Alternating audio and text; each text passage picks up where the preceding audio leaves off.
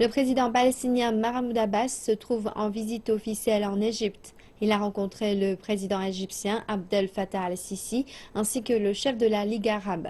Ils ont discuté des dernières tensions entre Palestiniens et Israéliens, de même que des récentes inquiétudes concernant la sécurité frontalière avec l'Égypte.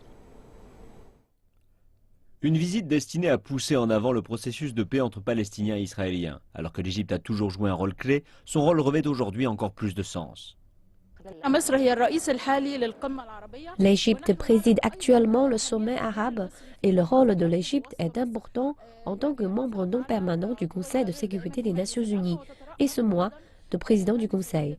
Donc l'Égypte a un grand rôle pour soutenir la question palestinienne et multiplie les efforts au sein du Conseil de sécurité des Nations Unies. L'Égypte et la Palestine soutiennent une nouvelle initiative venant de France, ce qui inclut des frontières limitées et une capitale partagée, Jérusalem. Mais Israël a rejeté la proposition. À la place, Abbas a déclaré qu'Israël continuait de construire dans le territoire palestinien.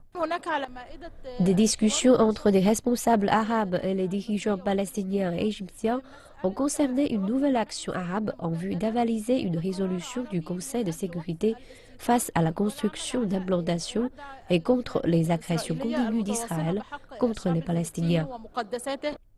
L'Égypte a également tenté de réconcilier le mouvement palestinien du Fatah avec le Hamas dans la bande de Gaza. Le Caire s'inquiète des incursions terroristes venant de Gaza dans la région du Sinaï. Le Hamas a renforcé ses patrouilles dans cette zone en vue d'apaiser le Caire.